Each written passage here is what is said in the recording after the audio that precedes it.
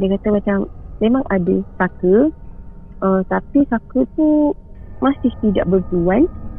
Saka tu perempuan dan mencari perempuan.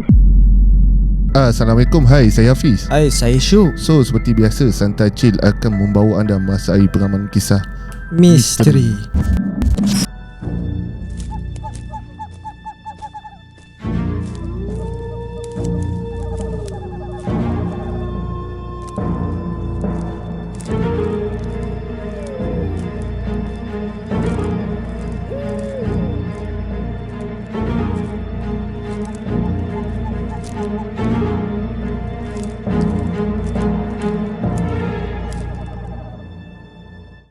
Bismillahirrahmanirrahim. Wallahu ashaddu ba'san wa ashaddu tanqila. Fallahu khairun hafiza wa huwa arhamur rahimin.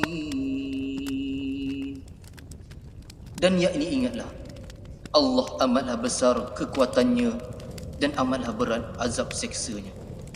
Allah jualah penjaga yang sebaik-baiknya, dan dialah jua yang maha mengasihani dari siapa sahaja yang menaruh belas kasihan. Okey guys, pada malam ni kita ada caller baru yang dikatakan dia pada pantai timur. Oh, pantai timur Dia vibe pantai timur dia lain sikit kan. Jadi bersama siapa kita malam ni, sebelum kita berkenalan dengan kita punya caller, macam biasa kita nak minta jangan lupa like, share dan subscribe. Yang mana dah subscribe, thank you so much. Dan pada korang yang belum follow kita orang punya social media, kita ada TikTok, kita ada Instagram, boleh follow kita orang rapat-rapat sekarang. Dan mungkin korang ada cerita nak kongsi dengan kami, tak tahu caranya macam mana, tekan link WhatsApp di bawah dan bagi tahu yang korang ada cerita seram nak kongsi dengan Santai Chill. Betul, berkenaan orang kata kongsi ni, ramai WhatsApp, ada tu siap repeat, bang bila turn saya. Sampai aku rasa aku perlu perjelaskan jugalah, minta maaf mana yang kena sidai. Sebab mana yang caller-caller yang masuk yang hari ni ataupun tetamu, semua adalah caller-caller daripada tahun lepas yang menunggu. Lama Memang lama. Ada yang mengajuk bis Ada yang mengajuk, ada yang dah block aku pun ada. Alamak, payah macam ni kan. Aku rasa macam aduh, kena sidai sampai kena block kita. Tak apalah.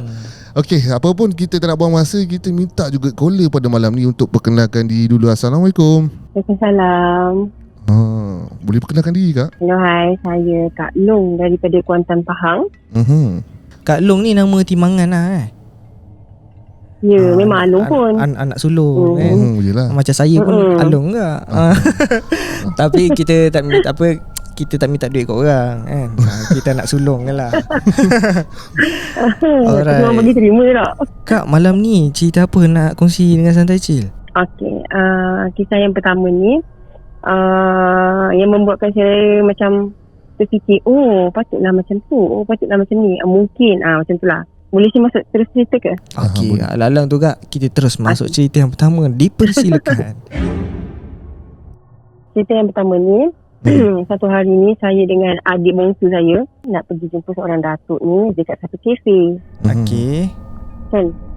Okey. Untuk tujuan bisnes lah. Kita orang ada berapa orang? Betul. Okey. Ada urusan lah. So adik saya yang deal. Okey. Adik saya deal. Dia tanya, sebelum sampai tu dia tanya kita orang ni berapa orang. So adik cakap 2 orang. So sampai dekat kafe tu, Datuk tu tanya sekali lagi, korang datang berapa orang? So kita cakap lah, kita orang berdua je kan. Okay, lepas tu so kita orang dah duduk dah masa tu. Okay. Situasi tu kita orang hanya bertiga sahaja. Okay, faham. So lepas tu dia tanya saya macam ni, dia tanya kita orang lah, dia tanya, awak nampak tak ada siapa belakang saya? Lepas tu itulah saya pun macam tak tahu lah kenapa mulut saya cakap bodyguard Datuk ke? Dia cakap macam tu. Lepas tu dia cakap, awak nampak ke? Saya macam dia senyap. Saya macam saya tidaklah nampak benda tu, tapi macam terbayang macam ada yang macam berpeluk tubuh kat belakang dia, berbaju hitam macam tu. So kalau saya macam mungkin betul lah kot, sebab dia tanya saya nampak ke? Dia tanya macam tu. Lepas tu dia tanya saya pula, yang kebaya merah dekat pokok tu siapa? Saya cakap, saya tak tahu. Saya memang tak tahu kebaya merah tu siapa kan. Lepas tu dah simbang-simbang, macam ambil masa lama lah. Tiba-tiba dia macam Dia kata kejap sambil, memang masa kita orang bersama tu dia pegang phone tau. Dia pegang phone. Lepas tu dia kata sekejap lepas tu dia keluar. Lepas tu dia masuk balik. Lepas tu macam bila dah macam dah selesai, dah kita orang pun dah balik semua, dia WhatsApp dia cakap, dia ceritalah. Kan masa ada yang part dia keluar, pegang phone, dia keluar kejap kan. Dia kata sebenarnya dia tengah ada benda tu datang. Dia macam, saya tak tahulah dia nampak macam mana. Saya pun tak tahulah macam mana dia berdepan dengan benda tu. Dia kata benda tu berpakaian macam orang pahlawan dulu, yang ada tanjak dan baju macam, mungkinlah baju hitam tu ke, tak tahulah kan. Datang macam kalau nak warning dia ke apa ke, saya tak tahulah. Tapi dia cakap macam tu, macam ramai yang datang kat dia. So saya macam, saya pelik lah kenapa kan. Lepas tu dia tanya saya, ke awak nak menduga saya? Dia cakap macam tu. Saya macam, saya nak menduga apa? Saya macam, saya pun tak tahu pasal benda ni. Lepas tu dia kata kebaya merah tu ikut saya. Mana daripada kita orang datang tadi, dia memang ada sekali. Okay. Macam benda tu macam jadi banyak persoalan dalam kepala otak saya lah. Lepas tu macam benda dah lama tu, saya macam benda tu dah lama, saya jumpalah saya punya cousin. Satu hari ni saya jumpa saya punya cousin saya ni, husband dia memang sejenis yang hijab dia memang terbuka. Memang sebab saya tahu tu sebab masa mula-mula dia kahwin, dia datang rumah pusaka, rumah arwah nenek kita orang. So saya tahu dekat rumah tu memang ada penjaga yang saya tahu. Seorang pakcik, katalah nama dia Pak Mat lah, penjaga rumah tu. So saya percaya sebab dia cerita. Dia kata masa tu, masa lepas kahwin dia datang rumah tu, dia suka memancing. Kat rumah tu memang ada kolam ikan, ada kolam ikan besar. So dia memancing.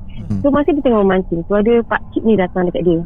Pakcik ni dia macam rendah-rendah, pakai kopiah, pakai baju pagoda, pakai kain pelikat. Datang kat dia bagi salam, Assalamualaikum. Cik dia lepas tu tanya, cik ni siapa? Dia tanya dekat cousin ni lah. Lepas tu dia beritahu lah dia siapa. Lepas tu dia sembang-sembang tu dia kata, dia kata elok-elok sikit, dekat depan tu ada perigi buta, kat atas tu kampung saya, macam tu. Sedangkan kat atas tu, kalau mata kita tengok tu hutan je. Lepas tu, tapi macam cousin ni dia macam tak, sebab dia orang baru kan, baru kahwin, jadi dia tak tahu sangat pasal rumah tu. So dia macam tak ambil, macam gitu-gitu je lah, sambil macam dia pandang joran tu. Lepas tu macam okey lah, dia macam nak beredar lah. So dah salam, sambil tu dia, bila dia pandang balik semula dekat pakcik tu, macam tak ada dah, takkanlah tiba-tiba tak ada kan. Macam dia pandang sekejap dekat joran, lepas tu dia pandang balik dekat pakcik tu, dah tak ada. Pakcik tu tak ada. So saya cakap lah dekat, masa tu dia cerita balik lah, lepas pada kes tu bertahun dia tak pergi rumah tu, yang cousin baru ni. Lepas tu masa tu dia cerita balik kat saya. Dia cerita kat saya cakap kat dia, nama dia Pak Mat kan. Saya cakap macam tu lah kan. Lepas tu dia macam, weh, mana kau tahu? Dia cakap kan. Lepas tu cakap, betul lah tu. Tapi kebanyakan orang yang baru kahwin, yang bukan kahwin dekat rumah tu, memang akan jumpa dengan pakcik tu. Okey, lepas tu disebabkan, so kenapa saya cerita pasal ni, sebab saya tanya pada dia, saya tanya pada cousin ni, weh, betul ke ada benda ikut aku? Betul ke ada perempuan ikut aku kebaya merah kan? Tak, ada tak benda ikut aku? Saya tanya macam tu. Lepas tu dia diam, dia angguk kan. Lepas tu dia sebut kebaya merah. So macam sama lah macam yang Datuk tu cakap. Dia cakap, kenapa kau tak bagi tahu aku kan kalau kau nampak? Jadi tu dia kata, dia macam ni lah, yelah, orang yang boleh nampak ni tak semua dia akan bagi tahu. Sebab kadang-kadang benda tu akan menyakitkan dia balik, macam tu. Lepas tu saya macam saya cerita macam benda tu menjadi sangat-sangat menjadi tanda-tanda kat saya kan. So saya cerita kat mak. Lepas tu mak macam pelik lah juga. Tapi mak pernah cerita, mak kata masa saya kecil-kecil dulu, sedang saya sedang berjalan, saya pernah hilang. hilang yang memang puas cari tak jumpa. Tak jumpa. Sedang lepas tu bila jumpa kat tempat yang macam lah kau kat situ je macam tu. Tapi diorang dah puas cari dah satu rumah tak ada. Itu yang pertama. Yang kedua, saya daripada rumah tiba-tiba ke kedai runcit yang macam tak mungkin lah saya sekecil tu macam baru sedang boleh berjalan kan.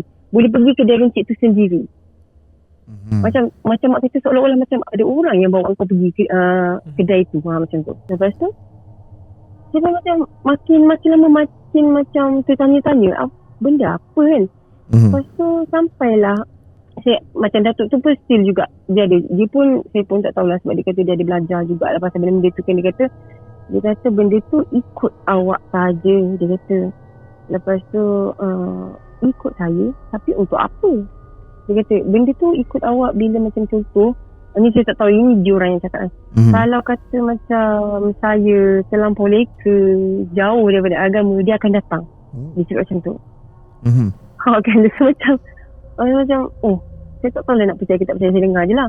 Lepas tu kali tu sebab saya tahu kalau kata macam saka ke apa ke kita pun akan jadi macam hijab terbuka juga kan. Tapi saya bukanlah sejenis yang hijab terbuka, cuma kadang-kadang sikit-sikit tu ada lah sikit-sikit tu kan. Lepas tu ada satu hari tu saya ikut mak saya pergi berubat.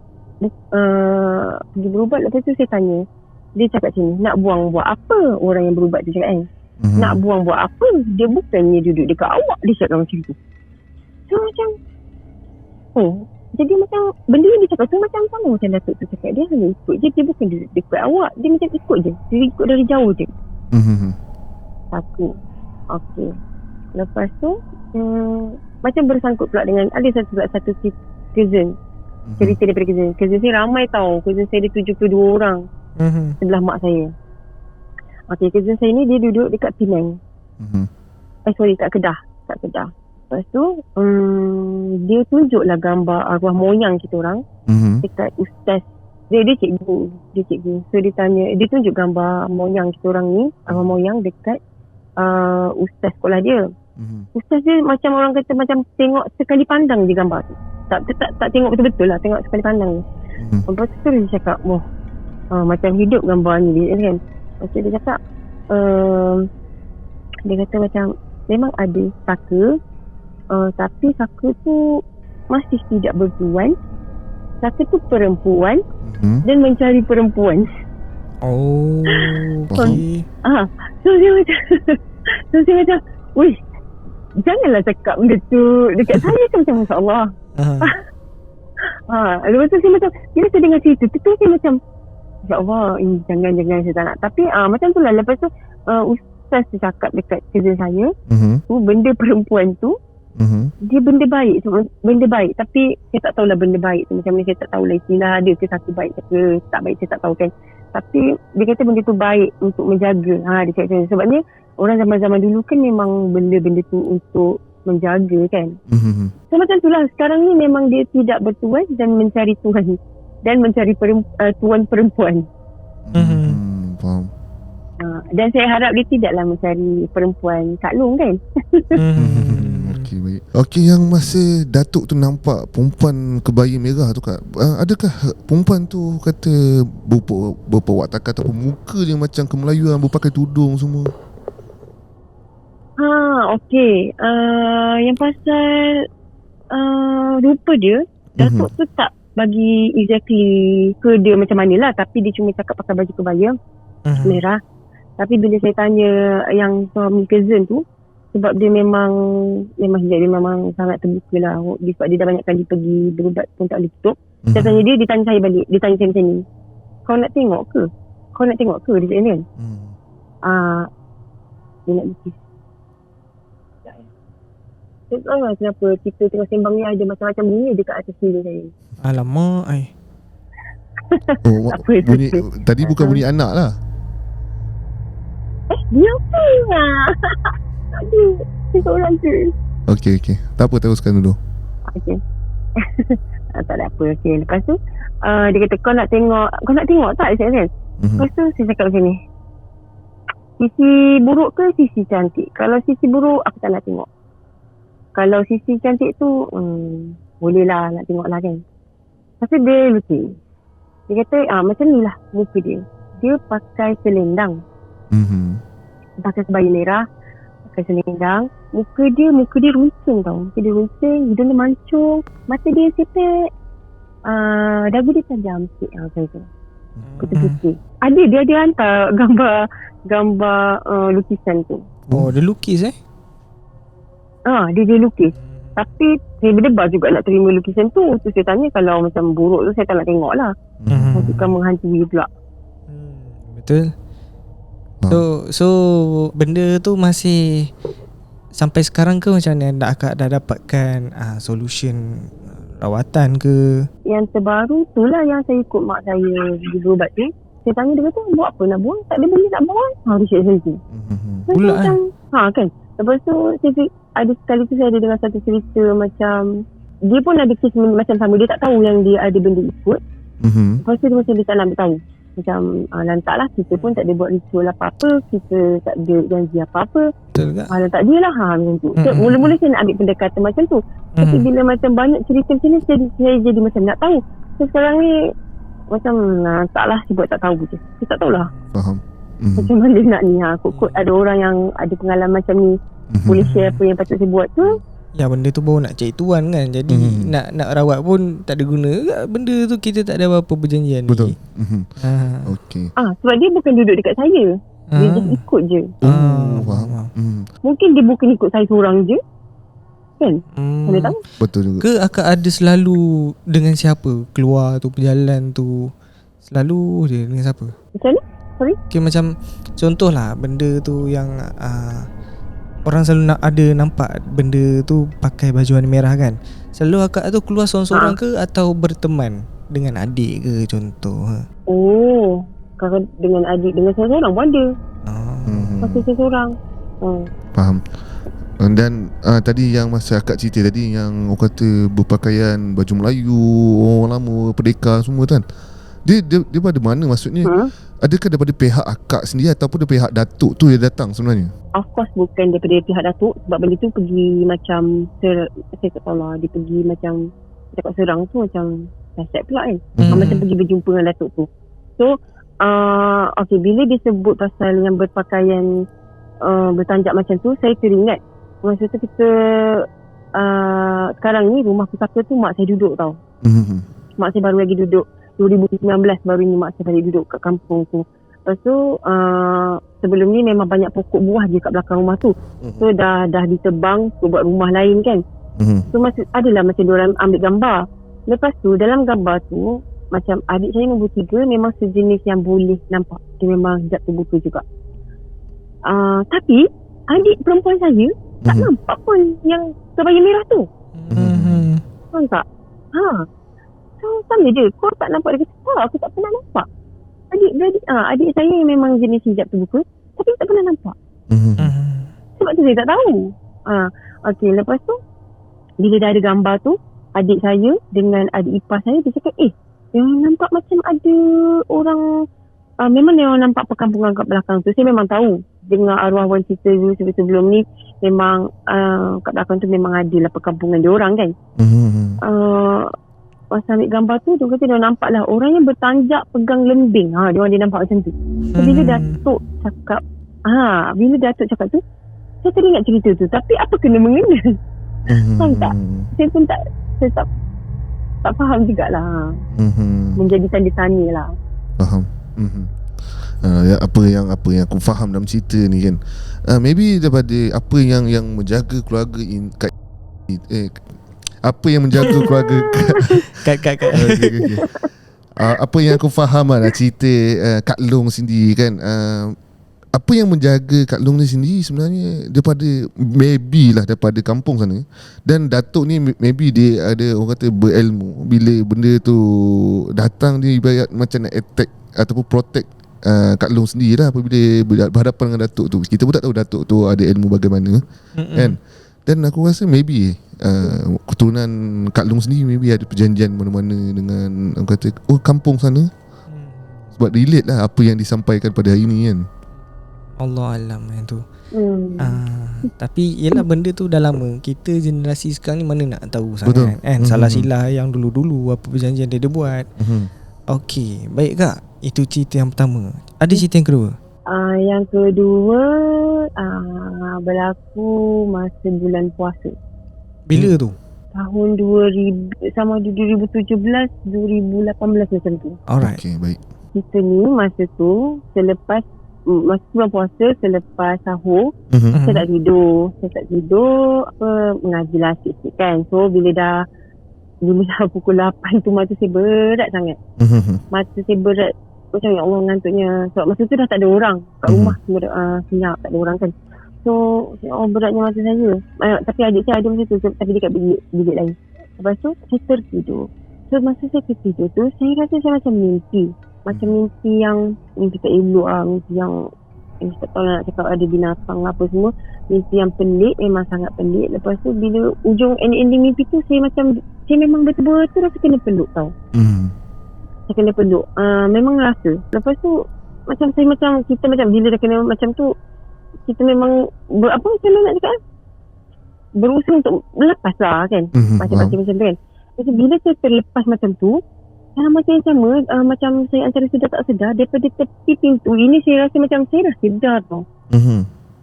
Saya dekat tepi pintu, antara pintu tu macam ada keluar seorang pakcik yang berbaju putih, kopiah putih, asalnya berjanggut putih juga. Dia keluar tiba-tiba macam kita tengok cerita yang tiba-tiba je keluar kan. Dia keluar, lepas tu saya ingat dia cakap macam ni je kat saya, awak tak boleh lawan seorang-seorang. Saya tanya dia soalan tau. Saya macam pelik, kenapa pakcik ni cakap macam ni. Lepas tu saya ada tanya, saya tak ingat dah apa soalan saya kat dia. Lepas tu pakcik tu macam berundur ke belakang, baru hilang kat dinding. Ada. Lepas tu saya macam cuma macam apa yang insting saya lah. Macam dia kata saya perlu mendapatkan pertolongan orang lah untuk macam melawan. Saya pun tak tahu benda apa macam tu. Benda tu berlaku pada bulan puasa. Lepas tu saya pun macam berdebarnya bila macam betul-betul macam dah tersedar, betul-betul macam orang kata sedar lah kan. Saya macam jantung ni memang berdegup gila. Lepas tu saya terus WhatsApp orang ustaz ni. Saya tanya dia, bulan puasa ada hantu ke? Saya kan. Lepas tu dia kata, bulan puasa pun ada benda tu. Lepas tu saya pun adalah juga cari kat YouTube pasal benda ni kan. Saya tengok ustaz ni. Saya cakap, ya Allah, kenapalah pada usia 30-an tu saya tahu benda tu ada. Sedangkan masa sebelum ni bulan puasa saya macam saya sangat berani pergi mana saya tak kisah sebab saya fikir tak ada hantu langsung. Sekarang saya dah jadi takut dah bulan puasa. Tu je, tinggi je yang tu. Dia tak seram tapi dia misteri. Faham. Yang kena peluk ni bukan sekali je, ada 2 kali. 2 kali. Satu kes lagi tu dekat hotel. Tapi kisah tu macam kisah pendek jugalah. Tapi itu berlaku dekat hotel. Dekat hotel tu nanti kita simpan dululah kan. InsyaAllah. Okey, baik. Dia bulan puasa memang benda tu ada. Dia jadi benda ni bila dengar kita tak nak audien bila dengar, alamak bila dengar Santai Chill ni bulan puasa kita dah jadi takut balik. Jangan macam tu. Betul. Dia kalau dia memang kalau bulan puasa ke bulan tak puasa ke, kita memang tak boleh takut sebab dia makhluk, kita pun makhluk. Jadi kita pun tak boleh nak terlampau berani sangat dan tak boleh takut sangat. Dia macam biasa kita hadapi hidup macam orang normal. Cuma itulah apa-apa kadang-kadang bila kita buat sesuatu tu kena jaga perilaku kita punya tutur kata. Tapi macam aku sendiri, aku tak pernah lah macam hadapi benda mistik masa bulan puasa. Mungkinlah benda tu dikurangkan. Betul. Yang aku tahu lah, yang aku tahu aku dengan ceramah Ustaz Wadi. Yang aku tahu lah kan, aku dengar ceramah kan sebut nama ustaz, nanti kan orang semua cari kan. Kau potong sikit. Yang ustaz tadi aku kena potong kena potong. Okey. Aku ada dengar ceramah yang diikat semasa bulan puasa adalah senang cerita. Jin, iblis, setan ni dia bangsa yang dicipta dengan api. Tapi dia ada berbeza sedikit. Yang diikat tu adalah setan yang menghasut kita supaya buat benda jahat, dan yang tidak diikat adalah jin bangsa. Yang tu masih aku kata dilepaskan sebab tugas dia memang itu alam gaib dia. Yang setan ni memang ditugaskan untuk sentiasa masuk manusia. Itu yang diikat. So apa kalau kau nampak tu sebenarnya adalah jin. Jin pun macam biasa, jin ada jin nakal yang suka kacau orang tu, itu jin yang nakal. Jin yang baik ni dia takkan kacau kau, dia akan hidup dengan dunia dia lah. Dan aku pernah sendiri alami juga kan, tambah sikit dalam masa banyak tu. Aku pernah sendiri kan, family aku, abang aku sendiri pernah alami satu kemalangan di mana kereta dia terbalik tanpa sebab. Masa puasa ke? Masa bulan puasa. Dia terbalik. Memang terbalik yang dia tiba sok. Oi, dia tak ada langgar apa-apa. Tak ada langgar apa-apa, tak langgar kereta apa, tapi terbalik sok. And then Ustaz aku melawat dalam cerita kan, tanya lalu kat mana? Lalu jalan-jalan sekian lah. Lepas tu dia diam. Awak langgar lintasan. Orang tu tengah kau nak langgar budak, mak dia tepis. No. Lambung. Wallahu a'lam, cerita tu betul tak betul, wallahu a'lam. Ustaz aku sendiri beritahu aku dengar. Oh ya ke? Maybe. So sedap tu aku baru tahu, rupanya puasa, rupanya benda tu ada. And bila dia cerita oleh ustaz-ustaz juga, okay, faham. Okay. Dia macam ni lah, macam manusia juga. Ada nakal. Puasa kena buat baik kan, tapi ponting. Contoh lah kan, macam tu. Dia pun diciptakan untuk beramal juga. Sebab dia pun ada agama-agama bangsa-bangsa tertentu kan. Baik, alright. So aku rasa sampai situ je. Dan terima kasih Kak Long kerana berkongsi pada minggu ni untuk part 1. Mungkin kalau ada part 2, wallahualam, kalau nak macam biasa lah, nak tahu, kenalah komen kat bawah, korang request untuk kita pujuk Kak Long minta part 2. Betul. Apa pun terima kasih juga pada korang kerana sudi dengar dari awal sampai habis. Jadi sebelum tu mungkin Kak Long ada sepatah dua kata nak sampaikan pada penonton Santai Chill. Pada saya, bukan saya nak kata yang orang yang selalu kena kacau ni. Jadi contoh yang saya perasan, kalau orang yang selalu yang kena kacau tu sebab dia punya keinginan tahu tu sangat kuat. Pasal saya macam tak ambil tahu sangat lah macam tu. Macam kalau tak ambil tahu sangat tu, so macam okay, tak adalah kena kacau sangat kot. Betul. Macam tu je lah. Saya agak bersetuju juga dengan kenyataan Kak Long tu. Sebab dia kalau orang tak ambil pot ni, dia tak ada apa pun. Betul. Okey je. Tapi kadang-kadang orang ni, dia dah okey dah sebenarnya, tapi dia gatal nak juga tahu kan. Akhirnya bila terkena menyesal. Macam tu. Baik. Macam benda tu pun macam, dia ni nak tahu ni, test lah macam tu. Nak tahu kita bagi tahu okey. Alright Kak, terima kasih lagi sekali kami ucapkan, dan terima kasih kepada korang semua kerana terus support Santai Chill. Jangan lupa terus like, share dan subscribe. Yang mana dah subscribe, thank you so much. Jumpa di next video. Assalamualaikum. Bye-bye.